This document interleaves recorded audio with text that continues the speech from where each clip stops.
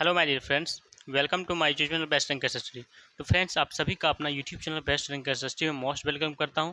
तो सभी स्टूडेंट इस क्लास को ज़्यादा से ज़्यादा मात्रा में शेयर कर दीजिएगा और जो न्यू स्टूडेंट है हमारे YouTube channel best rank study को सब्सक्राइब कर दीजिएगा ताकि आप सभी के पास नोटिफिकेशन सबसे पहले पहुँच जाए और किसी भी एग्जाम का प्रैक्टिस सेट हो तो सबसे पहले आप उसका उस क्लास को देख सकें और एग्जाम में बहुत बेहतर प्रदर्शन कर सकें। तो चलिए, हिंदी का पहला सवाल दिया गया है।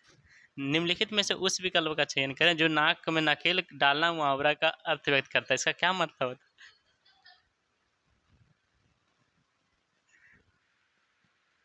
पहला प्रश्न दिया गया, निम्नलिखित में से उस विकल्प का चयन करें जो नाक में नकेल डालना मुहावरा का अर्थ व्यक्त करता है। इसका क्या मतलब होता है कि नाक में नकेल डालना मतलब होता है काबू में करना, किसी को नियंत्रण में करना होता है ना। हम लोग बोलते हैं कि इस बच्चा ने मुझे नाक में नकेल कर दिया, का मतलब क्या हुआ?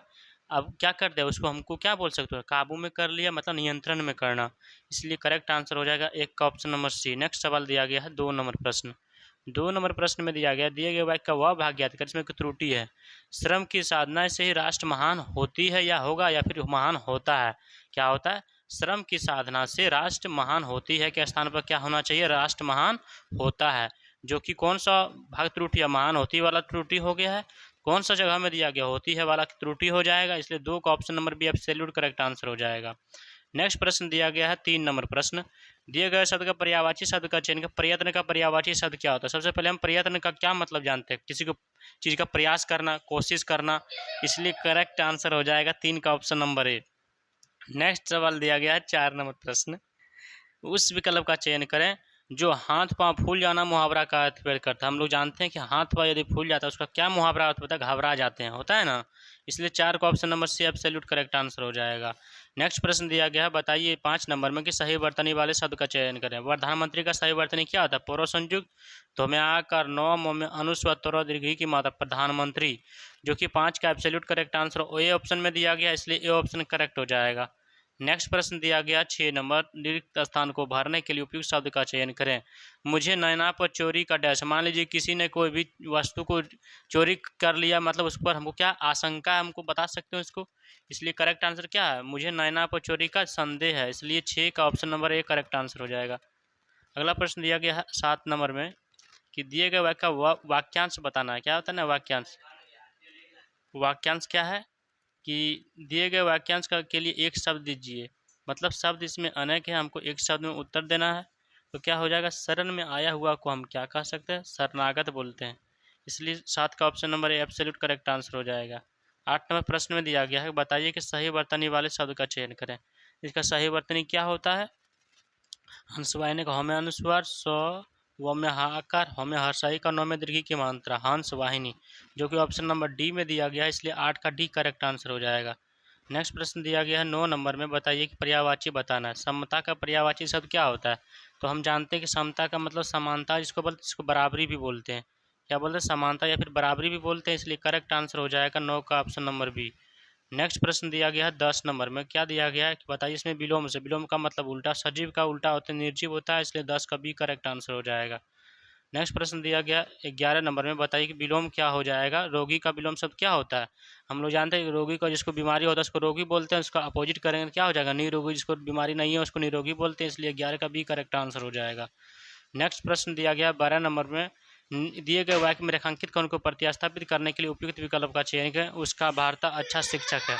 तो भर्ता का क्या मतलब होता है? हम लोग जानते हैं कि भर्ता का मतलब क्या होता है? भाई होता है। नहीं, पर भर्ता का मतलब पति होता है। भ्राता बोलता तब भाई होता है, लेकिन यहाँ क्या दिया गया? सिर्फ भर्ता दिया गया, रेफ यहाँ दिया गया, इसका मतलब पति होता है। इसलिए 12 का डी करेक्ट आंसर हो जाएगा। नेक्स्ट प्रश्न दिया गया 13 नंबर में कि दिए गए वाक्यांश के लिए एक शब्द दीजिए। तो हम जानते हैं कि हाथ से लिखा हुआ का वाक्यांश क्या होता है? हाथ से लिखा हुआ का वाक्यांश होता है हस्तलिखित, उसको बोलते हैं। इसलिए 13 का ऑप्शन नंबर एक करेक्ट आंसर हो जाएगा। 14 नंबर प्रश्न में है कि रिक्त स्थान को भरने के लिए उपयुक्त शब्द का चयन कर। राजा हर्षवर्धन डैश करके लौटे। राजा हर्षवर्धन क्या करके लौटे? राजा हर्षवर्धन जो है दिग्विजय करके लौटे, इसलिए 14 का डी करेक्ट आंसर हो जाएगा। नेक्स्ट प्रश्न दिया गया है 15 नंबर में कि दिए गए वाक्यांश का पर्यायवाची, मतलब पर्यायवाची बताना वाक्य का। इस शब्द का पर्यायवाची, तालाब का पर्यायवाची शब्द हम लोग जानते हैं क्या क्या होता है? तो पोखर भी होता है, इसलिए करेक्ट आंसर 15 का बी ऑप्शन हो जाएगा। नेक्स्ट सवाल दिया गया 16 नंबर क्वेश्चन। मैं ऐसा उम्मीद करता हूँ कि सारा स्टूडेंट बहुत अच्छी तरीके से क्लास को देख रहे होंगे और बहुत अच्छी तरीके से आपके समझ आ भी रहा होगा। तो 16 में दिया गया निम्नलिखित में से उस विकल्प का चयन करें जो एक ही राग अलापना मुहावरा का अर्थ व्यक्त करता है। इसका क्या मतलब होता है कि एक ही राग अलापना मुहावरा का अर्थ होता है, तो एक ही बात को बार बार कह रहे हैं, उसका मतलब होता है एक ही राग अलापना, इसलिए 16 का बी करेक्ट आंसर हो जाएगा। 17 नंबर प्रश्न में क्या दिया गया, विलोम बताना। हम लोग जानते हैं विलोम का मतलब उल्टा शब्द होता है, खरा का उल्टा शब्द क्या होता है, खोटा होता है, इसलिए 17 का option number A correct answer हो जाएगा। 18 नंबर प्रश्न में क्या दिया गया, वर्तनी बताना है आपको, तो क्या हो जाएगा 18 में, अभिषेक का सही वर्तनी होता है अब हमें सही का मूर्धन स्व में आई की मात्रा को अभिषेक, जो कि 18 का डी करेक्ट आंसर हो जाएगा। नेक्स्ट प्रश्न दिया गया है 19 नंबर में, बताइए विस्तार का जो है क्या हो जाएगा सही, वो में हर्षईकार आधा स्व तो में आकार विस्तार, जो कि 19 का ऑप्शन नंबर कितना करेक्ट आंसर हो जाएगा, ये हो जाएगा, इसलिए 19 का option number A absolute correct answer हो जाएगा। 20 नंबर सवाल में क्या दिया गया, दिए गए वाक्यांश के लिए एक शब्द देना है हमको। अच्छे रात्रि वाला को हम क्या बोलते हैं, अच्छे रात्रि वाला को हम बोलते हैं चरित्रवान बोलते हैं। चरित्र वाला, रात्रि नहीं है क्या, अच्छे चरित्र, जिसका चरित्र अच्छा है उसको हम चरित्रवान बोलते हैं, इसलिए 20 का करेक्ट आंसर सी हो जाएगा, रात्रि नहीं है। अगला सवाल दिया गया 21 नंबर में, क्या दिया गया है, रिक्त स्थान को भरने के लिए उपयुक्त शब्द का चयन करें। मनुष्य को अपनी डैश नहीं छोड़नी चाहिए, मनुष्य को अपनी मनुष्यता नहीं छोड़नी चाहिए, इसलिए करेक्ट आंसर क्या हो जाएगा, 21 का डी करेक्ट आंसर हो जाएगा। अगला सवाल में निर्देश दिया गया, निर्देश को आप सभी को बहुत अच्छी तरीके से ध्यानपूर्वक से पढ़ना पड़ेगा। तो 22 से 26 तक निम्न गद्यांश के रिक्त स्थान की पूर्ति गद्यांश के नीचे दिए गए प्रश्नों के अनुसार कीजिए। गद्यांश को हम लोग पढ़ते हैं, क्या दिया गया है, होली के पर्व के पीछे एक लोकप्रिय पौराणिक डैश हिरण्यकश्यप एक राक्षस राजा था, उसका एक बेटा जिसका नाम प्रहलाद था, डैश भगवान विष्णु का भक्त था, ये बात उनके पिता को पसंद नहीं था, पिता के कई बार डैश के बाद भी प्रहलाद ने अपनी विष्णु भक्त नहीं छोड़ी थी। अगला सवाल में दिया गया है कि हिरण्यकश्यप ने अपने ही बेटे को कई तरह की संजोएं दी, डैश ईश्वर की कृपा से वह हर बार बच जाता था। एक दिन क्रोधित डैश हिरण्यकश्यप ने अपनी बहन होलिका को अपने बेटे का वध करने के लिए बुलाया था। अब यहाँ सवाल में दिया गया 22 नंबर में आपको बताना है कि पहला रिक्त स्थान का आंसर बताना, क्या कह रहा है, गद्यांश में संकेतित रिक्त स्थान एक के लिए उपयुक्त विकल्प का चयन करें। तो पहला रिक्त स्थान देखते हैं क्या दिया गया है, आप लोग जरूर कमेंट में बताइएगा इसका आंसर।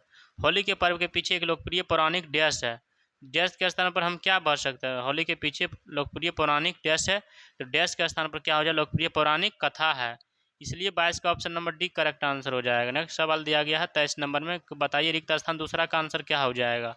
दूसरा रिक्त स्थान देखते हैं, दूसरा में क्या दिया गया है, दिया गया जिसका नाम प्रहलाद था वह डैश भगवान विष्णु का भक्त था, जिसका नाम जो प्रहलाद था उस किस भगवान विष्णु का भक्त था, क्या हो जाएगा, वह भगवान विष्णु का भक्त था, इसलिए 23 का सी करेक्ट आंसर हो जाएगा।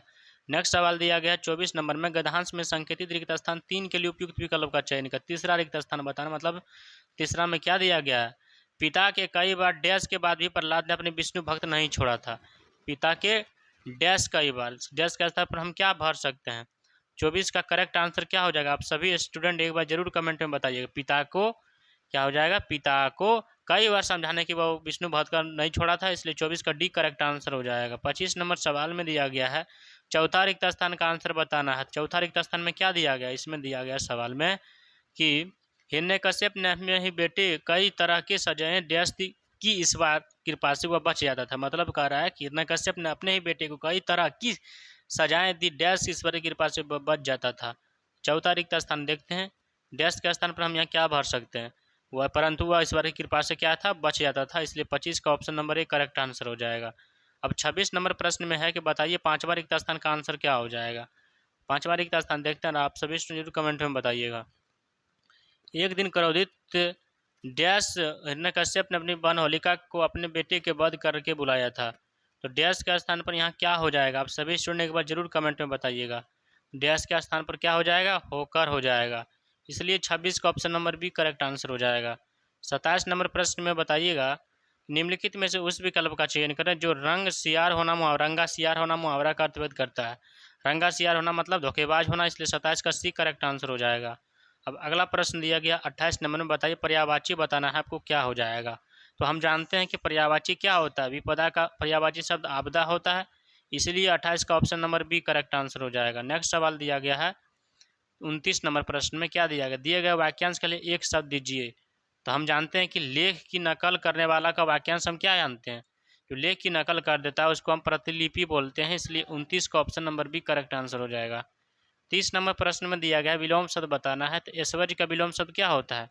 ऐश्वर्य का विलोम शब्द दरिद्रता होता है, इसलिए 30 का option number D absolute correct answer हो जाएगा। अगला सवाल दिया गया है 31 नंबर प्रश्न में कि व्यंजन संधि बताना है, तो इसमें व्यंजन संधि क्या हो जाएगा? तो हम जानते हैं कि हिमालय व्यंजन संधि नहीं है, दुर्बल नहीं है, सदीप नहीं है, क्या उन्नति क्या व्यंजन संधि है, इसलिए 31 का डी करेक्ट आंसर हो जाएगा। नेक्स्ट प्रश्न बताइएगा 32 नंबर में तत्सम। तत्सम हम जानते हैं कि संस्कृत वाला शब्द को डायरेक्ट यूज कर लेता है हिंदी में, तो उसको हम क्या बोलते हैं? तत्सम बोलते हैं। यदि तदभव बोलता है तो संस्कृत वाला को कन्वर्ट करके हिंदी में बोलता है तो उसको हम क्या बोलते हैं? इसके मान लीजिए क्या होता है, पठ मतलब पढ़ना होता है, पठ का डायरेक्ट ये पठ यूज कर लेगा हिंदी में, उसको तत्सम बोलेंगे। पठ मतलब पढ़ना यदि यूज करेगा तो तद्भव हो जाएगा। तत्सम बोला डायरेक्ट संस्कृत वाला यूज करेगा तो इसलिए 32 का करेक्ट आंसर क्या हो जाएगा? ऑप्शन क्या हो जाएगा? अच्छी हो जाएगा, इसलिए 32 का option number C correct answer हो जाएगा।